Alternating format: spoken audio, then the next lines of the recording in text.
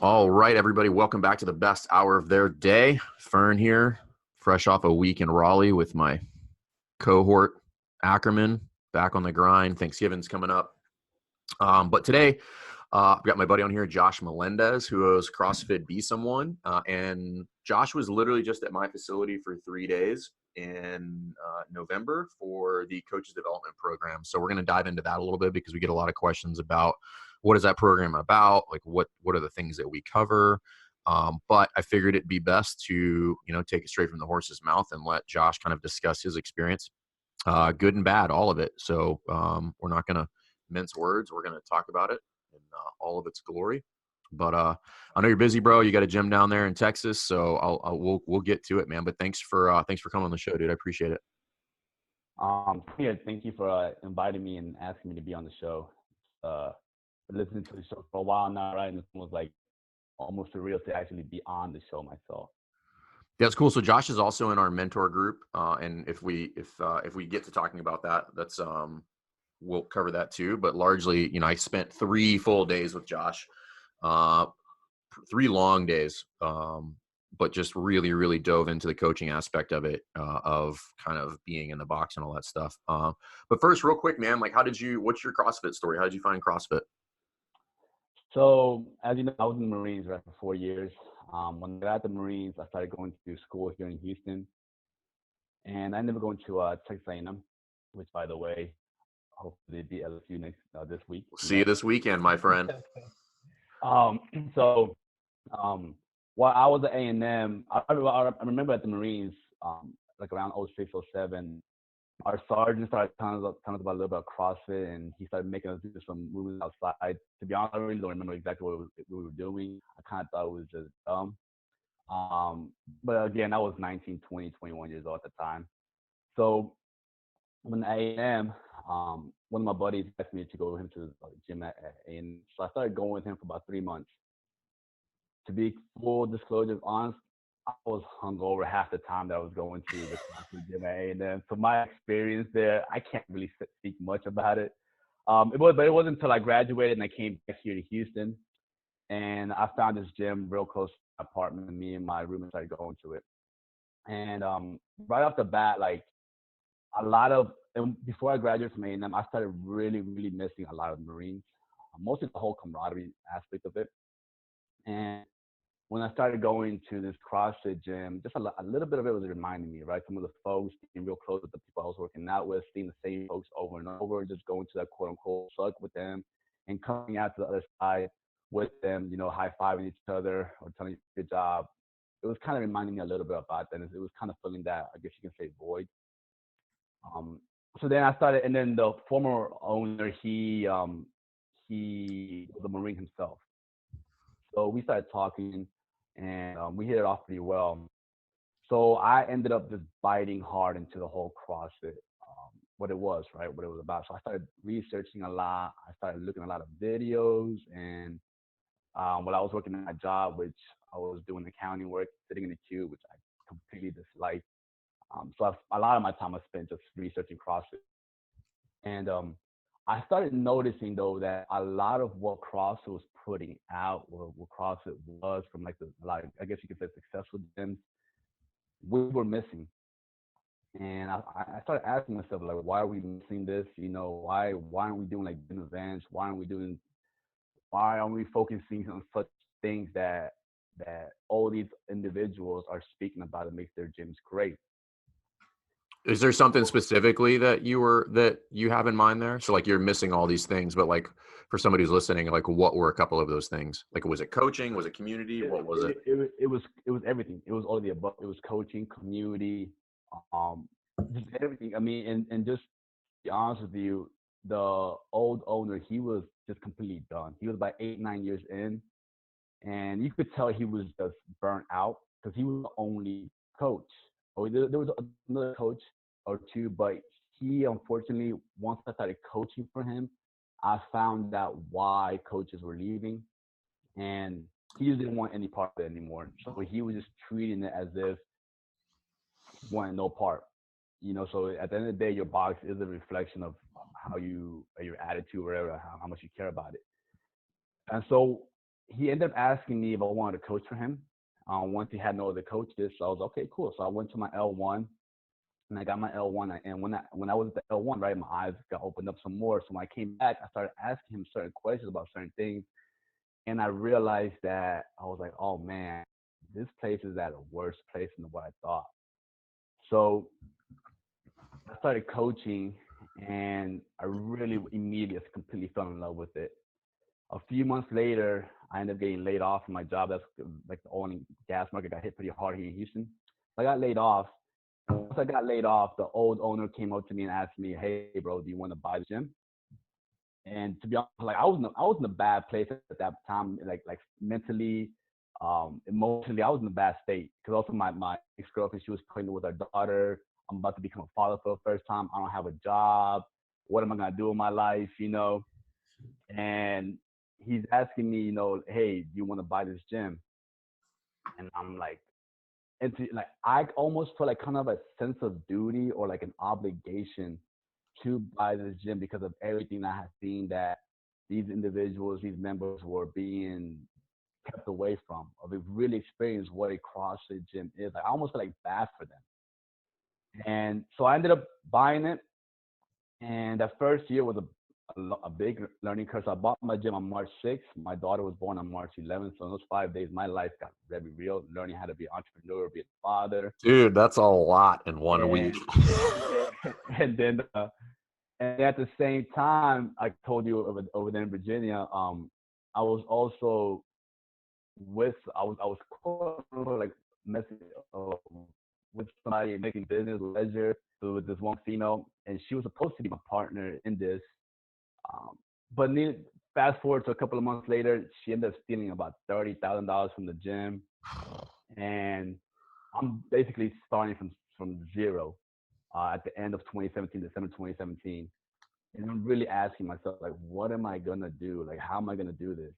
And luckily, I was able to get a loan. That was the first loan I ever got in my whole life. So I got a loan, and that's how I was able to cover myself for the first couple, like 2-3 months of December of 2018. So And back up then real quick. So when you purchased the gym, because I know people always have questions, and you don't have to give details, but how did the purchase go down? Was it a lump sum purchase? Did you pay over time? Did you just buy the assets? Like, so how I said earlier, I was in a bad state mentally. yep, Even with my business degree, I did the worst business transaction I could have ever done. I didn't even ask this guy for like his tax returns. It was just so flagrantly bad on my end. I paid straight cash. Everything I had in my bank account, cash, I just emptied it out. So it was literally for me like like my stress level, like knowing that my daughter was born 5 days later, and I literally had like $600 to my name at that point. I'm not covered. So I have the VA that covers my insurance, yep, but they don't cover my daughter's insurance, right? So if my daughter would have been born with something, thank God she wasn't. Like, what was I gonna do? Like yeah, I didn't. So I paid complete cash straight from my bank. Looking back at it now, I should have taken that a loan, at least for like half of it, maybe done like yeah. half cash minimum, and then make payments just to give myself some breathing room. Um, So then when you ended up taking the loan, was that just basically to cover overhead for a couple months until you got your feet underneath you? yes. So when all that money was and then all that money like I lost that money like periodically, right? Like Yeah, month to month. Like it wasn't all at once, but coming to the end of December, there was not that much. And I was like, there's no way I could pay my coaches. My coach at the time, I only had one coach. There's no way I can pay just for the rent. So I took out that loan just to cover that overhead, at least for the month of January and February, and so I could focus on other things and aspects of like, okay, how can I make this gym better? And one thing that I know I didn't do at all in 2017 was just because I didn't, I guess because I had the time or the energy for it, was like focus on my coaching, or mostly focus such as on how can I make this gym better? What can I do? So come January 2018, every single time after I was done coaching the morning classes, I would go straight to a corner bakery order coffee, and I will sit there for the next 5 to 6 hours just researching how to make this gym better. And that's how I ended up finding out about Two Brain Business. Mm-hmm. Um, so I ended up going with them a couple of months later, which have, for me personally, has been a tremendous help. Yeah. Um, and that was, yeah, but now fast forward to where we are now, like I'm in a completely different state of mind. Yeah. So I definitely want to get it there, but I do think that state of mind where I don't want to say your backup is up against the wall, but there's, for a lot of people, that's an interesting place to be, because I'm not saying that you want to hit rock bottom, but there can be a lot of benefits to being at rock bottom with regard to be like, listen, like I either get this done or I lose everything. And that, like, Yeah. that is what ends up prompting people to work an 8-10 hour day and then go study for 5-6 hours because you don't have any other options. And sometimes I feel like people get a little bit, I don't want to say lazy, but they get a little bit lackadaisical because they're kind of like good. And I'm like, yeah, but you're not always going to be good. Like at some point, something's going to happen. So like you need to just to adopt that mindset of like always trying to get better. And that was one of the things that I thought was interesting about you, is when you and I talked about like the amount that you study, the amount that you invest in continuing education is not the norm. Because I mean, we talked about like all the courses you're planning on taking and all that stuff, and I think more people should be in that mindset. And I don't mean be in the mindset of like you have to spend a ton of money Mm-hmm. to further your own development. Most of it you can do for free. Like if you just read one article a day in the CrossFit Journal, in 1 year you would literally not be the same coach. You would be a Oh, 180 of who you are, definitely. regardless of who you are. Like I don't care what level you are. If you just started doing something like that, that would be. But like, what was your mindset in that time frame? We're just like, I got to make this happen. Well, I think for me, honestly, so just the way I've been raised and everything from my family, the biggest thing was I would look at my daughter, right? Like truth be told, again, we all have our own motivation and everything. I was just like it seemed like like up to the point before me purchasing the gym, I was almost doing the I guess you could say right thing, right? I wasn't me personally. I wasn't living, I guess you could say, the most um, I don't know, uh, best life in that. I was partying my ass off, all that stuff, right? But then after, like, I went to the Marines, I got my honorable discharge, I got out, I went to the A&M, I got my finance degree, I worked at an oil and gas company. So I was almost like I was doing the right thing by the book. And here it is that as soon as my as soon as I get the greatest responsibility in my life of my daughter, like everything that I've been doing right goes out the window, and I'm doing everything the wrong way. I remember one time I even told my buddy, like a year into me owning the gym, I told him, I was like, bro, I was like, I shit you not, I am terrified about making decisions. Like I was terrified of my own decisions, because I felt like I was making all the wrong decisions now. But I always, so my thing was my daughter. Like, how can I do the right things for my daughter? How can I, at the end of the day, just provide for my daughter, right? Because I know I'm fortunate enough and after that I have my parents. After my first year of the gym, my rent, my apartment was over. I moved in with them. They're about 30 minutes away from the gym. But so they were help. That was a lot of help for me. Um, but it was asking me like, how can I provide for my daughter? Because I don't want to be this guy that yeah, I got all these certificates to show my diploma, my this art, but I can't take my daughter to the zoo comfortably. I can't even, take her to the children's museum comfortably. Um, so my state of mind was, how can I provide for my daughter the best I can? And then, but one thing I didn't know was I thoroughly enjoyed coaching CrossFit. Like it was fun. Even through everything that I was going through emotionally and mentally in that first year, I would completely lose myself the second I would turn my lights on and I would coach. And and I mean, they talk about presence and attitude. I mean, there's no lie to like that. That is a top priority. And I know my coaching is nowhere near where it is right now. Back then, I know people felt the level of care, and nobody ever knew what was going on with me at that moment because I would never bring it in. I would just lose myself in that gym, and just seeing how people were having fun and they were enjoying themselves. I was like, man, I was like, I know I'm doing something right here, right? And I want to keep that boat going. So being at that rock bottom place that you were saying is, yeah, I mean, like sometimes it is good to visit that. In the aspect, you really you start to realize is this what I really want to do? Because I could have easily bailed and be like, let me shut this down, go apply at some other places, and I'm probably gonna get a good decent job. But I was like, nah, I don't want to go out that way. And I want to be that person. Like, if my daughter ever comes up to me and says, Dad, I want to do this, I want to do that, I could literally tell her, look, you can do it. Like, trust me, your dad has visited some deep spots in his life, and I came out just fine, you know. Or I could be like, you know what? Once things get hard, fail. And I didn't want to be like that, right? That's an interesting why, and I think I forget. There's either a TED talk or something I saw years ago that talked about you have to ask why 7 times to get to somebody's actual why.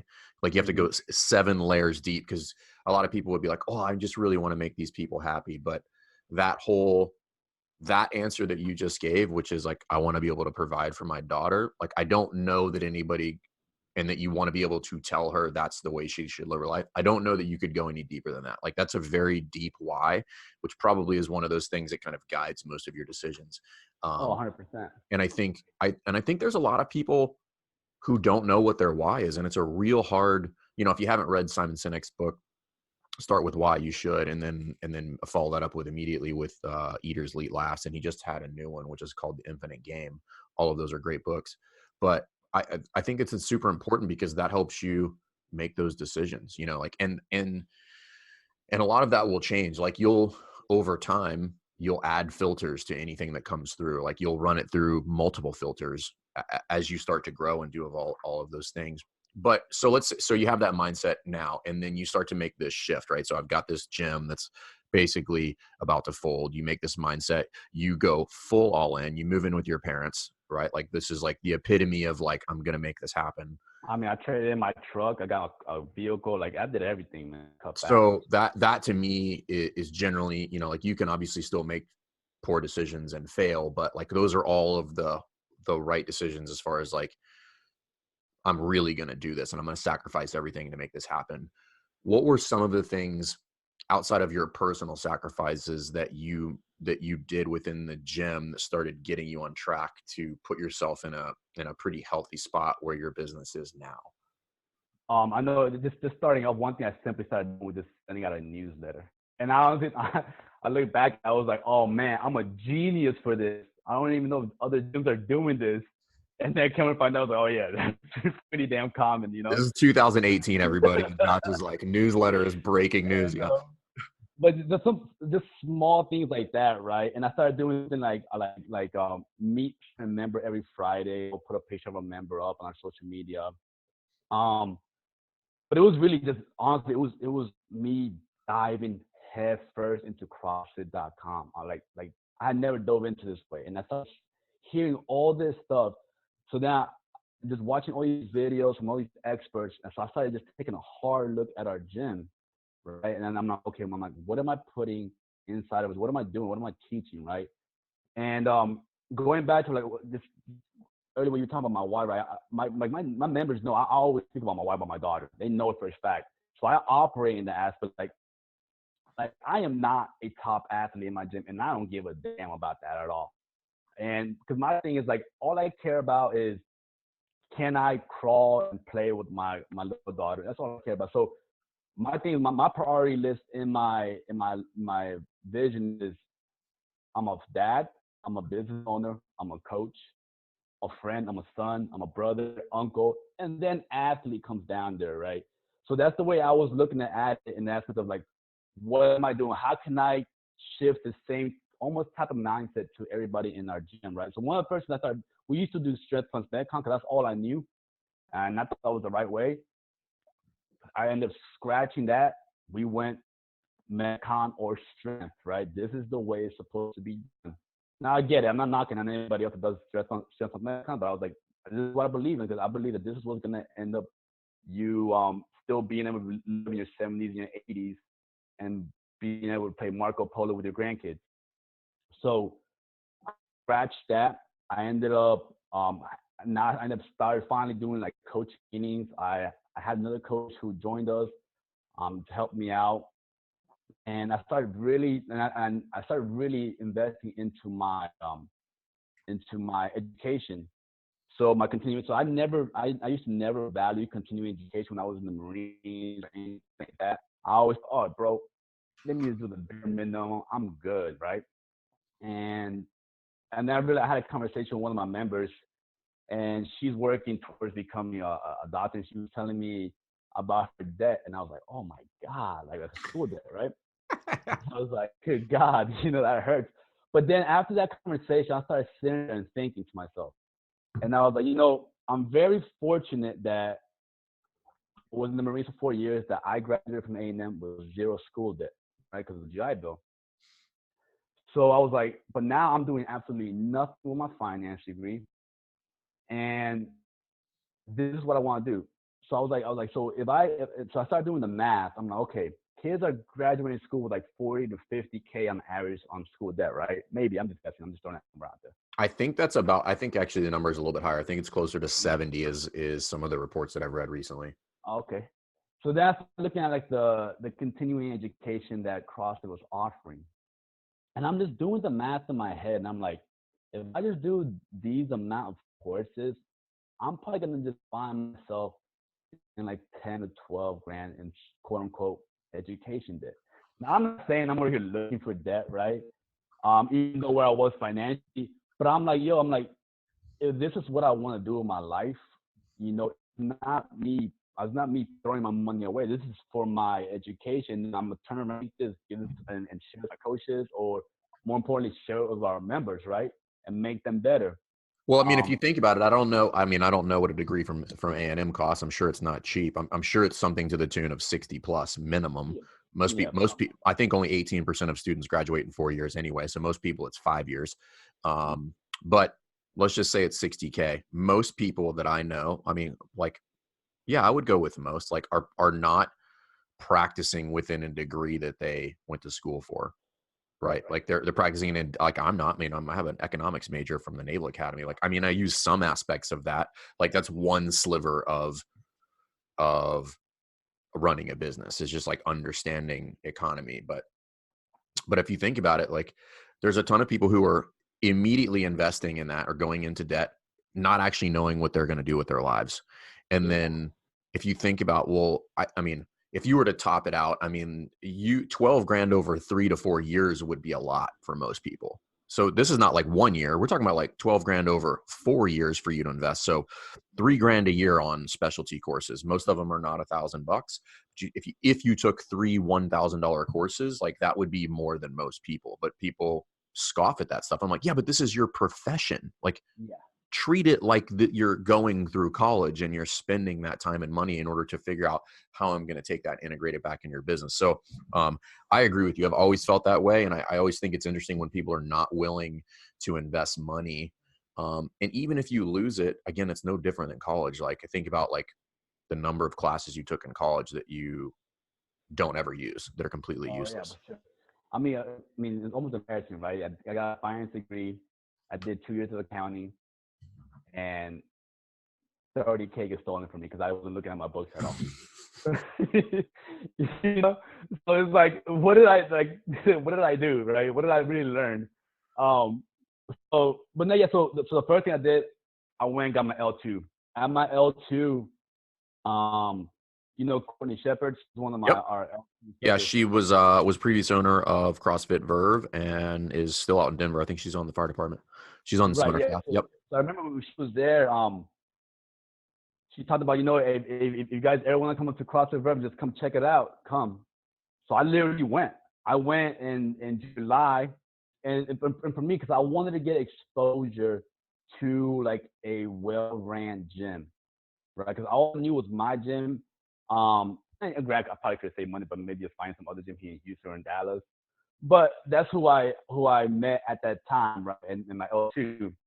So I went to Denver, and I want to get exposed to well coaching. I want to get exposed to just a well-ran gym. And I was there. I dropped in twice during that week, and I took one of my buddies with me. And I exposed myself because I was like, okay.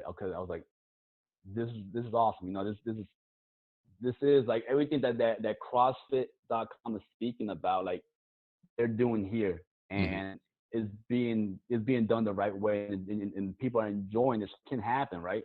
Yep. So I came back from there, and also when I was over there, it got me a little bit away from the gym to for me to be like, okay, the gym could almost kind of like 2-3 days without me, right? So in that, I'm like, oh, I'm kind of doing something right, and then it allowed me to really finish my gym handbook. So I came back, and I knew I always so somebody I've always like just looked up to in the CrossFit world. I'm pretty sure some other owners look at them as Ben Bird, right, over at New England. Yep. And he has an immersion program, right? And I was like, man, I would love to go to an immersion program, the one at his gym. But he also does the weekend courses where he speaks about his affiliate excellence and coaching. He's down there in a Next real month, yeah, soon. Yeah, this yeah, month down there in Texas somewhere. Yeah. in Austin. So in November of the same year, he was gonna be in Colorado, and I was like, you know what, man? I was like, screw it, I'm going. So I went back to Colorado that weekend. That weekend, honestly, so at that moment, I had been with Two Brain Business for a couple of months now. I started with them in May. And again, I have a lot of respect and love for Two Brain Business. I'm still with them, and they have helped me tremendously. But I will say this one thing about Two Brain Business is they don't they talk about it in the beginning, but then afterwards it's all 100% business, which I understand. But what I'm referring to is like your gym identity and aspect of like your core values. And Mhm. they ask you to write it down, and then it never really gets spoken about. Maybe it was this was who I was speaking with, my mentor, or but it was never brought back up. So I was doing all these right things that you bring business telling us to do. You know, getting your handbook done, getting contracts with your coaches. You know, everything that they teach you in tubing. But I felt like something was missing. I felt like, you know what, man, I'm doing all these things, but it's like sitting in a rocky platform. You know, I went to this weekend course over there in Colorado with Ben Bergeron. That is when it really hit me about my core values. We had like 5, 6 core values at the time of the gym. I could probably name you 3 of them right now. Mhm. I guarantee you, at that same time, my coaches probably couldn't name you that what they were. My members probably couldn't name you what they were, more than likely. So at the end of the day, they're really an identity of our gym. I felt like there wasn't at all. So there was everything that I was building in that gym was being built on a weak foundation in my mind. It's almost like everything we do in the Marine Corps is being built, but we know it's being built on honor, courage, commitment. We know it's being built on simplified values of always faithful. And we know Mhm. that's what when it comes down to it, that is what a Marine is. So I was looking at all this, and I'm like, it's being built on rocky ground. I found that out that weekend when Ben Bergeron started talking about humble, hungry, smart, and Mhm. it just pierced me. And smart referring to people smart. It pierced me, and it just hit me. And I was like, oh man, that is what I want. I want humble, hungry, smart coaches. I want humble, hungry, smart members. And and they told us to read a book called The Ideal Team Player. At this point, I probably had read like 2, 3 books my whole life, like front to back. That he so on Saturday he gave the affiliate excellence course.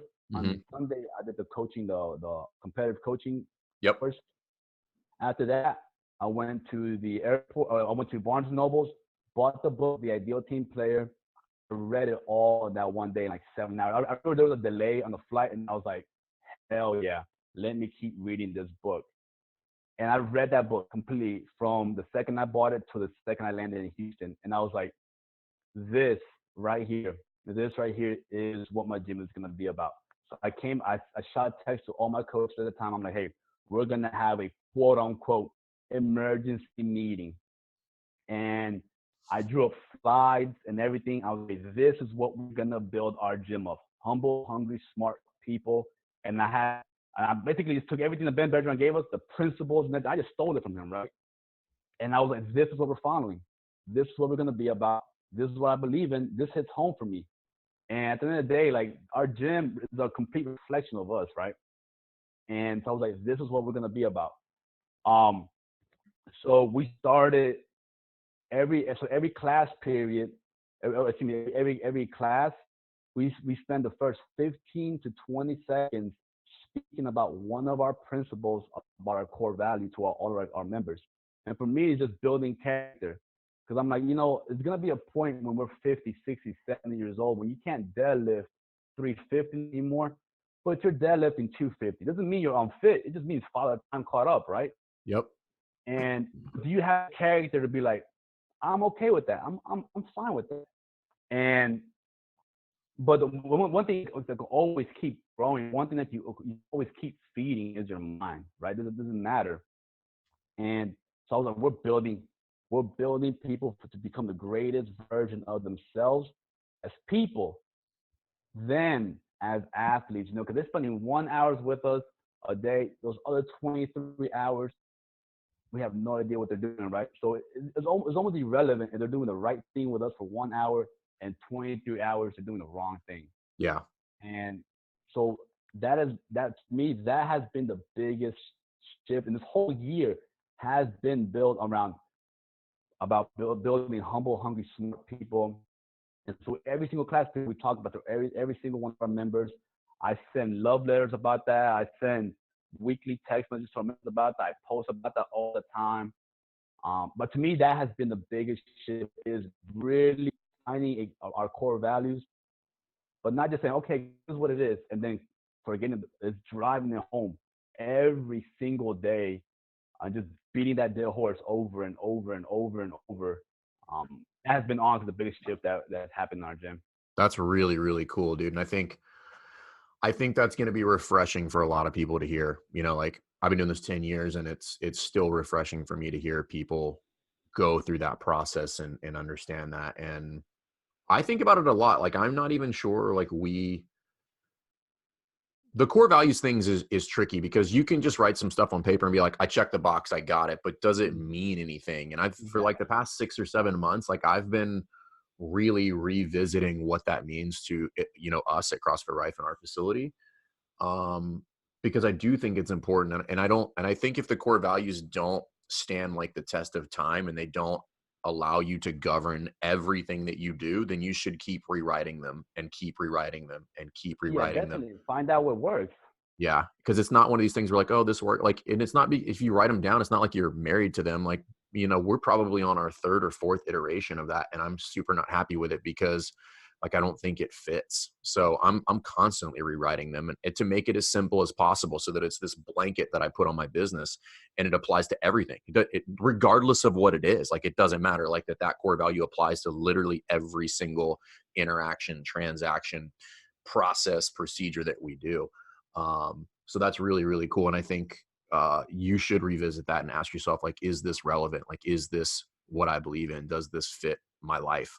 Because it's important, because that will help you govern everything that you do from there. But on that note, I want to switch modes here a little bit and kind of talk about the CDP. So obviously you're all in on development. So you register for the CDP, Mm-hmm. and we had talked a little bit and you were in our mentor group, but you come up here and what's your, and for those of you that are not hip on the coach development program, it's a 3-day immersion course where you're going to show up to somebody else's facility and you're going to coach. Like it's a full on, throw you in the meat grinder and then build you back up on the back end. But what was your expectation coming into the course? Like and then was that expectation met? Was it different? Was it anything that you thought it was going to be? So yeah, so my expectation is really what we see on social media, right, or just read about, in the aspect of like this, you're gonna be made uncomfortable, but you're gonna become way better from it, right? Your coaching way better, whatever it is that you specifically really want to work on, the program is gonna be designed around you, right? Like, I mean, that you asked that in the beginning on the first day, what is that we want to work on, right? So if it is you want to become better at evaluating your coaches, or if you want to become better at teaching certain movement or seeing and correcting, whatever it is, that is what you're going to focus on. Um, and that is what you're going to really dial home for us individually. So for me, what I told you was I wanted to learn how to evaluate coaches better, my coaches, and really see. I guess I think one thing that really stuck out to like always, the difference between objective and subjective, right? Yep. And and then you also hit home for me about seeing and correcting. I mean, I'm about 3 years into coaching now, and I have years and years to still continue to develop my eye, right? But I feel like I really want to hit certain things or get better at seeing and correcting, right? Especially like I told you, one of my goals is to try to make it to the seminar team, right? So um, you telling me about the inter shoulders, you were like, we can't be missing that. Like we did overhead squats the other day, and I was like, I'm not missing this again. But like so really helping me with my seeing and correcting. What am I looking for? How can I slow it down? So for me personally, my expectations were met. And I told you that I remember when it was the second day or third day when you asked us, like even after the first day. So my experience was on day one when I walked in there. I walked in there on Monday. The course didn't start on Tuesday, and I took Cassidy's class, Mm-hmm. the model of high pulls, the toaster bars, and the double unders. And I remember telling you, and I remember like I was just so blown away at an aspect of how he coached the sumo deadlift high pull. It seemed so damn fast. And I was like, bro, this dude just spent like 90 seconds on this. And I looked up the clock and it had like 10 minutes. Blown away. I thought like when we finished, I was like, there's no way that was an hour, right? But I was just so blown away at how he made 10 minutes feel like 90 seconds just because he kept his words so damn short. He just had us moving and moving and moving and moving and moving. I had never, me personally, I had never been coached that way, and I was like, oh damn.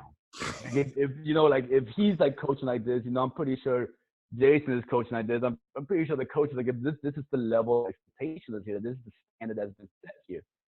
So just right off the bat, I was like, yeah, I want to learn how to do that right there. And so day one, yeah, man. I mean, it started off at day one, and like I told you, you could have ended the course for me after day one. It could have been a flood that hit, be like, hey guys, I'm sorry, so your piece is done, whatever. But after day one, watching Cass coach and actually starting the first course, and then you saying, hey guys, you really got a friend in me that you always text. And I told you, I personally felt like that was 100% genuine. And by the way, I meant to text you the other day about asking you about a butt wink. But anyways, but you saying that to me, I was like, just having that access to you, I was like, man, that's pretty badass.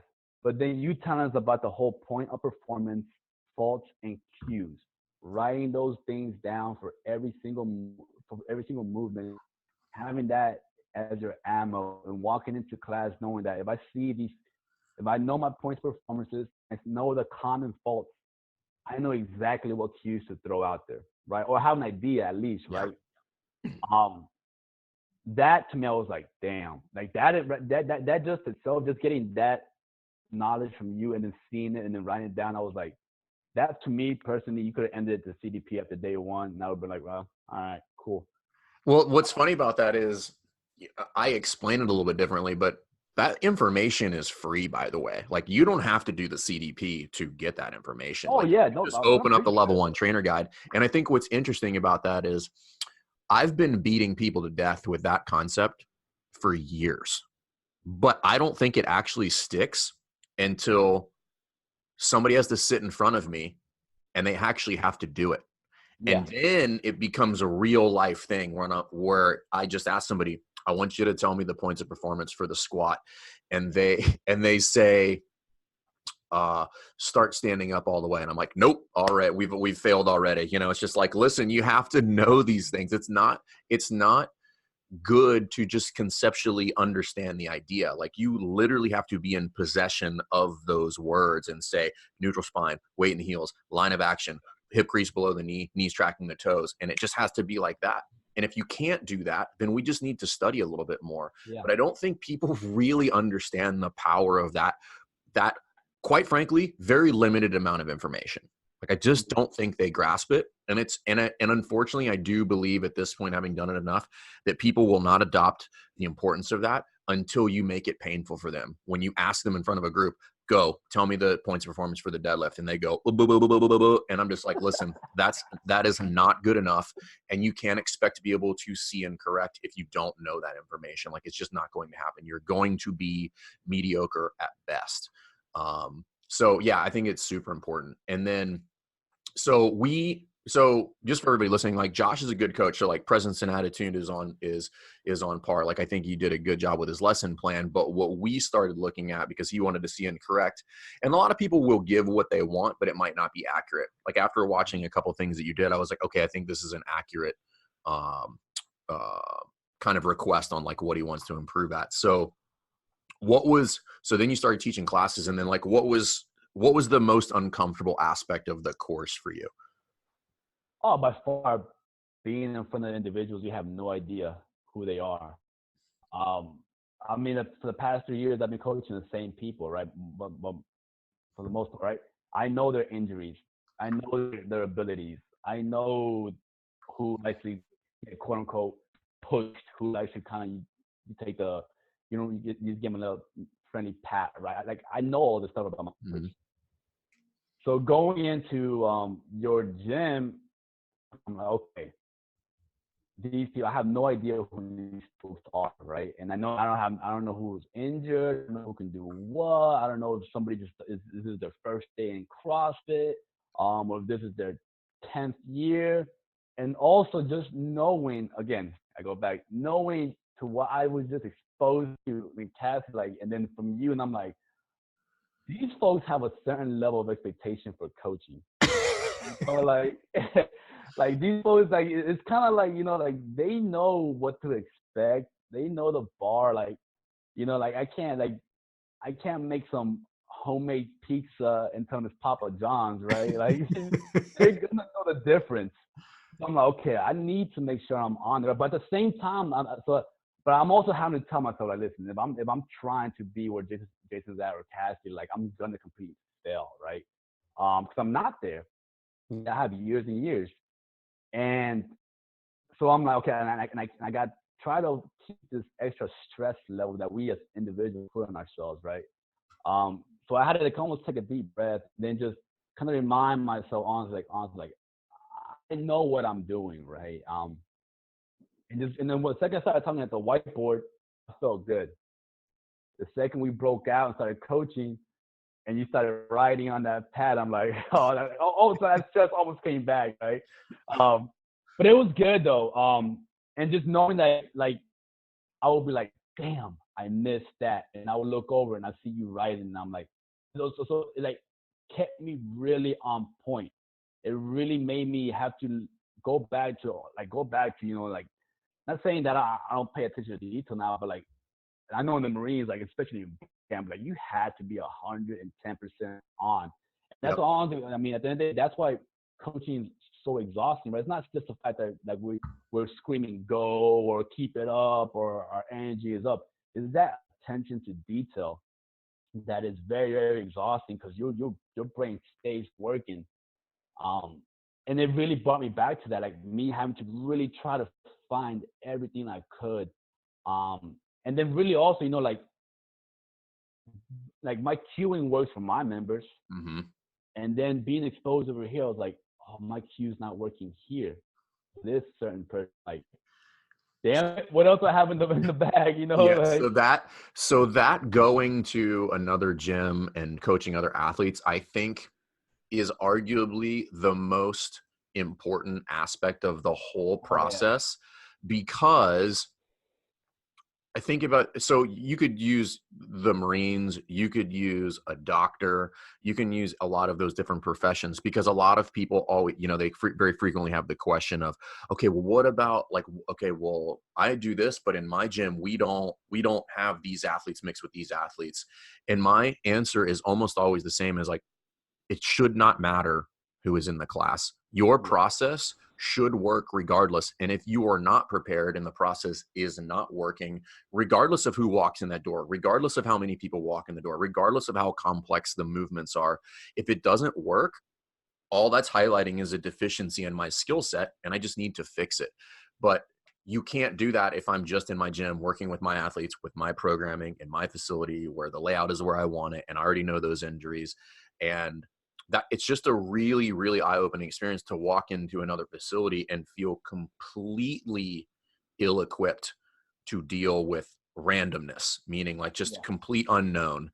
And I think that's one of the biggest benefits of the program is when you come in there, you are exposed to all the unknowns that really will highlight your ability as a coach, which is like, hey, you either can see and correct movement or you can't. Like you shouldn't have to spend 6 months with Susie or Josh in order to figure out if they have a butt wink or whatever. Like you should just be yeah, able to see it and then be able to get them into a better position. But that's what I think is one of the most effective tools, is because people come in there and they're like, well, I feel like I'm pretty good in my gym. And I'm like, it shouldn't matter. Like you should be able to walk into 7-Eleven and pull 7 people out of there and teach them push jerk. And if you can't yeah. do that, then that's the goal. That's what we're pushing towards now. So yeah, I get it. And we don't joke about it, but it's an incredibly uncomfortable environment. And I mean, I would venture to say that like there is 100% of the courses, like somebody will cry, not because we're mean to them, but because it's a lot, Yeah, because it's reality. people really, really give a shit. And then it can be overwhelming to think that, oh my God, like I thought I was at this level and I'm finding out I'm actually not at that level. And that is emotionally devastating for me. And then it's our job to build them back up.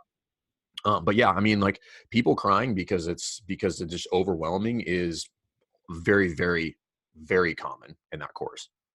No, yeah, yeah, it's really, like I said, it's a reality check, right? And it really keeps you on your, or it really makes you ask yourself, like,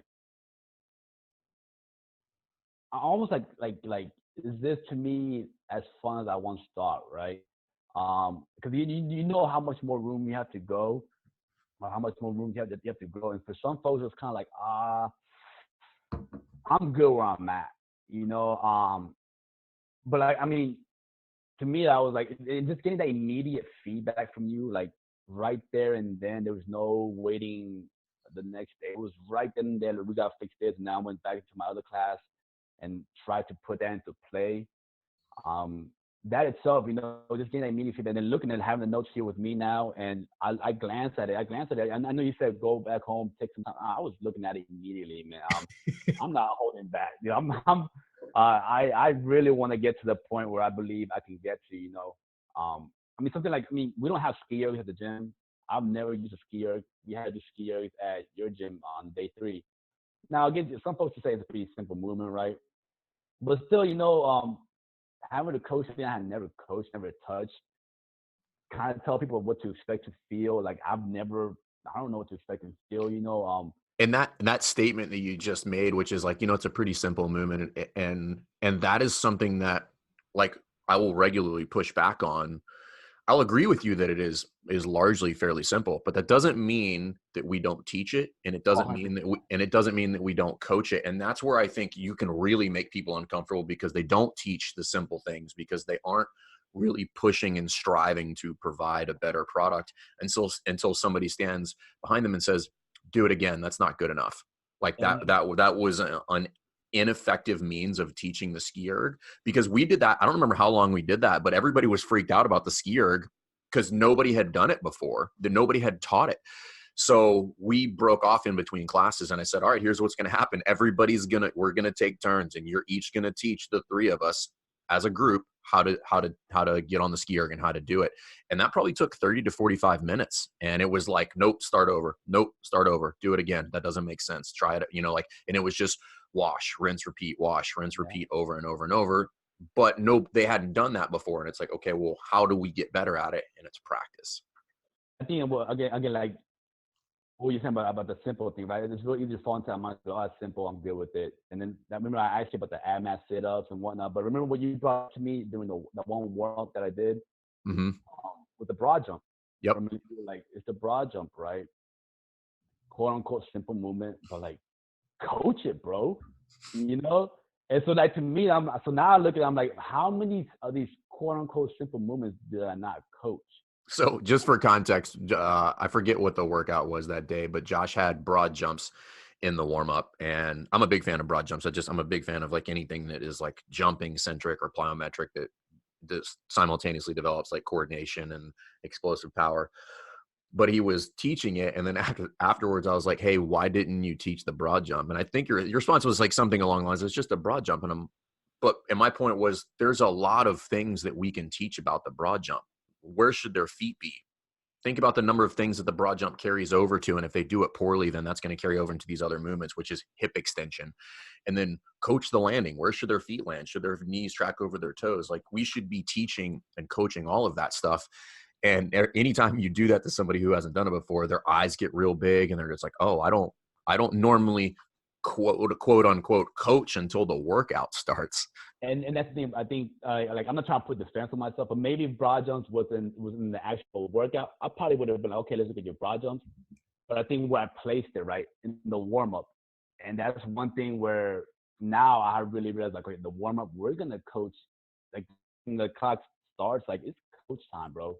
And to coach it, right, even though it's in the warm up, like, fix them right then and there and keep it going. I think that's for my one of my I guess the mindset. One of my things that I would do is maybe not obviously not coach the warm ups as much as I will coach the actual movements, because you can look at the warm up and be like, oh, it's the warm up, they're good.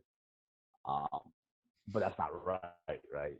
Well, So yeah, because if we think that about, really, yeah, because if we think about what the warm up is for, it's to prep for the movement. And this is common. People don't coach nearly as much in the warm up, or maybe they coach a lot in the warm up and then don't coach in the workout. And it could be either or depending on the coach. But the point is, we do a lot of both. And the second we break from the whiteboard, we're coaching. Like, we're doing some teaching at the whiteboard, but then, like, from 0 to 60, we're teaching, we're seeing, we're correcting the entire time.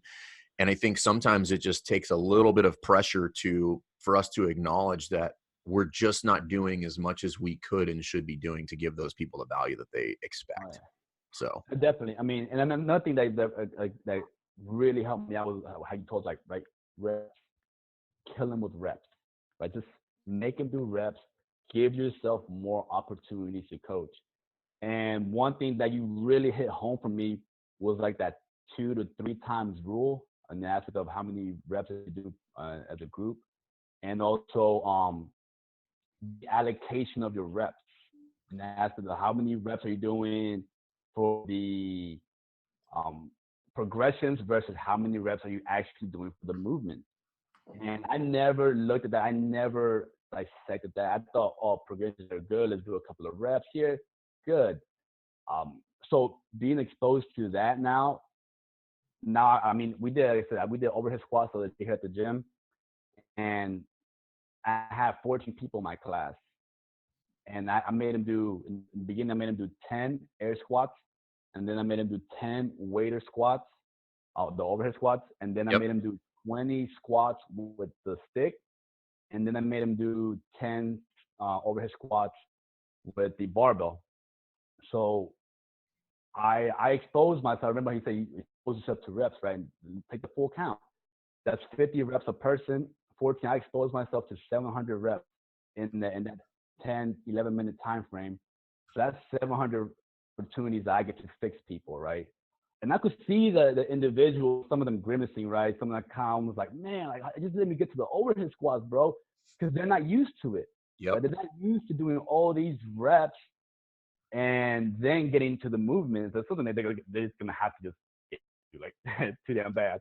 Well, they'll buy into it because once they realize that's what's going to make them better, then Oh yeah, then no, it's definitely. just then it's just part of what you do, and it's the Yeah, definitely. And but yeah, so it's just like once they realize that they're moving better, they're lifting better, they okay, cool, I'm in. Um, but yeah, so going back, like I gave myself 100 opportunities to make these 14 athletes better. I better have made them somewhat better, right? If not, then I need to really figure out what I'm doing, right? But yeah, so I mean that alone, I was like, man, like it just makes so much sense, right? Instead of me just making them do what total of like 5, 10 overhead squats. All right, good to go, guys. Let's put some weight on there. Let's do some heavy and then it's whatever.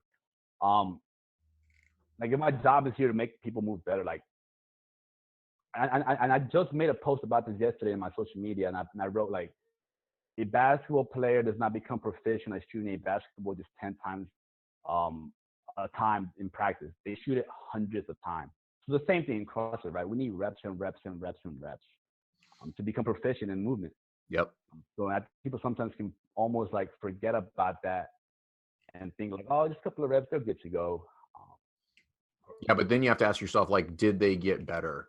Like, are Right. they better for having been with me for that warm up? And if they're not, then I need to revisit what I'm doing. Like, So they I have, should get better from rep 1 to rep 50 or rep whatever it is. yeah, and like, on all honesty, I didn't tell you this. I didn't think about it while I was over there.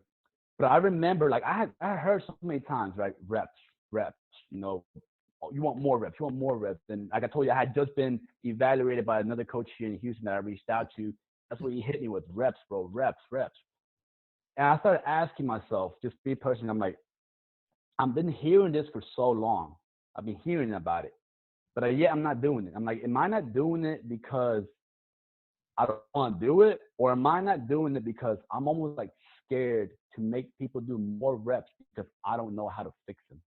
And it's almost like make them do 4 or 5 reps, and people could almost mass movement in 4 or 5 reps. They can make 4 or 5 reps look pretty good, right? 100%. And once they get more reps deep down is when you start to see those faults. So I was asking myself, or am I just like exposing more reps because I don't then exposing me as a coach that I am, the lack of knowledge that I have, or my inability and correct certain things. So that's what I started. So when I went over there to Virginia, right, that's why I was like, I need to work on my seeing and correcting. Like I just know I need to. Um, so that's one thing. I mean, I've been taking videos, watching my athletes move in slow mo, watching my coach when they coach, watching their athletes move, just doing everything I can on my end right now to really work on that. Yeah. It's I compare it a lot to like playing sports or actually becoming proficient at anything. I just remember, when I made the transition from high school to college basketball, it was like everything at the peak of my high school career, it was almost like the game was in slow motion all the time. I was always ahead. I was always anticipating. And then I go to college, or actually before that, when I went to prep school, it was almost like everything went from slow motion to fast forward, and my mind couldn't process what was going on because everybody was better, and it was the speed of the game was faster. The reaction time would needed to be less. And it took me reps and reps and reps and 5 years before the game started to slow down again so that I could kind of process what was going on around me. And it's no different with coaching and watching movement. It's at first it feels like you can't see anything because everything's happening in fast forward. But in order to get things to slow down, I need reps. And the fastest way to get things to start to slow down is to start doing more reps, but I have to be intentional about those reps. Like those reps have to have a purpose. I'm not just calling reps for the sake of calling reps. Like I should be engaged in those reps. The members should be engaged in those reps. And that is how you make 10 minutes feel like 90 seconds is when they're Yeah. intentional and you're engaged in those reps and those reps have a purpose. But it's hard and it takes time until that starts to slow down because I'm able to process things at a faster rate because I've done it so many times. And I don't mean me, I mean a coach. So Right. it is super important. And there's only one way to do that. And you just have to do more of it. Yeah. Definitely. And I Listen, bro, mean, I think, go ahead. no, I was gonna say, I mean, like what you were saying about about having folks actually do like meaningful reps, right? And our end, like how you were speaking about empty reps, and they become unmeaningful. So just I really like they have to be meaningful reps. Yeah. I think what I really want people to take away from that CDP is just to have a little bit higher expectation for themselves. You know, I think a lot of people come in and their expectation is here, or they think it's high, and then we have to recalibrate what the expectation should be. And if people walk away with nothing other than that, then I think that we've done our job. If we've literally just moved to the bar for you and say, listen, this is what you should be shooting for, then they will go back and they will do the things that you've been doing since you left, which is like working on the minutia, you know, setting up small groups that don't have any athletes in them and just practicing that way. And I think all that stuff is really, really beneficial. And I hope this gives people a little bit better insight into what the CDP is about and like what the value is, because I do think it's one of the more valuable courses out there, because there's nothing else like it. Like there's no other way where you can go in, or there's no other place where you can go in and have somebody put eyeballs on you for 3 days. And like, we spent like some long days together. I mean, I think we spent like 12-hour days for 3 days. So um, I, I appreciated it. And it's always humbling for me, for people to come here and allow me to coach them. So, you know, I appreciate it, but more importantly, I'm happy that you took away from it what you wanted to take away from it. All by all means. I mean, it was every single penny was worth it. You know, I enjoyed every aspect of the long days. It made me better. I really feel a lot of it has helped me out tremendously. It's made me honestly, it made me even more of a confident coach. More confident. So yeah, I mean, for me personally, man, if anybody out there is on the fence about it, just do it. If I wanted to become a professional football coach and Bill Belichick is holding a 3-day quote unquote CDP, like sign up, bro, you know? And I mean, I'm not trying to blow smoke up your ass, but you're one of the best coaches out there, right? And you and Cassidy, and learn from the best. So yeah, so definitely, you know, the CDP was completely worth it. Being exposed in the way I was exposed and being called out has helped me at that tremendous. I'm only 2 weeks away, or like yeah, 2 weeks removed from it. Yeah. And if I stay with it, I can well be by summer of next year. You know. That's really cool. Damn, that was only 2 weeks ago. That's crazy. Um, well, cool, man. Like if anybody has questions about it, you can go to coachdevelopmentprogram.com. You can go, it's Coach Development Program on Instagram. If you got questions, like drop some stuff in there. And the good part is like they're expanding that course, and there's quite a few locations for that. There's only a handful in the States, but they're having them overseas now in Europe too. And we have another one in January. If anybody's interested, I think there's maybe one spot left, but hit me up if you got questions. Go in there, take a look at those dates, but it will be well worth your time. And you know, don't ask me if you guys have questions, hit up Josh and hear it from him. You don't have to come to us, because obviously we're going to talk it up, but talk to somebody who's taken the course and get their feedback on it. All right, brother, we've been on here for about an hour, man. So I appreciate your time, dude. And I wasn't joking. If you got questions, man, hit me up. I answer questions all throughout the day if people got stuff about coaching, but there's nothing like being front and center in person to person for that kind of stuff. So thanks for your time, bro. I appreciate it. No, yeah, same here. Thank you very much for inviting me. It's been an honor being on your podcast, and yeah, man, I really appreciate everything you've done for me so far, man. Thank you. Awesome, bro. All right, guys, we will see you next time. Thanks for listening to Best Hour of Their Day. If you haven't heard about Anchor, it's the easiest way to make a podcast. Let me explain. First of all, it's free. How cool is that? There's a creation tool that allows you to record and edit your podcast right from your phone or computer, so it becomes super simple. Some of these episodes with Fern or Todd or myself chatting with one another, we've done right within the app itself. Anchor will make it easy to distribute your podcast to all platforms, Spotify, Apple, and many more. And you can make money from your podcast with no minimum listenership. It's everything you need to make an awesome podcast in one place. All you have to do is download the free Anchor app or go to anchor.fm to get started today. Come on, who doesn't have Spotify at this point?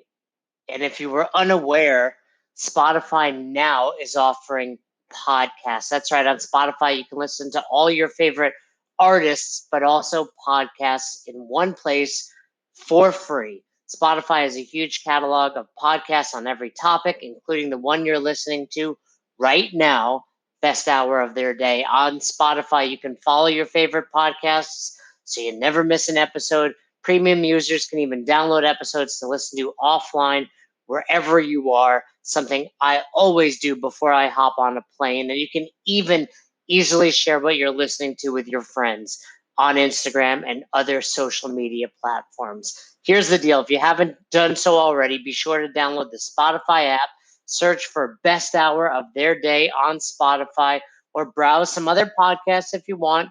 You can find them in your library tab. And also make sure to follow me so you never miss an episode of Best Hour of Their Day. Thanks again for listening to Best Hour of Their Day. We hope you enjoyed this episode.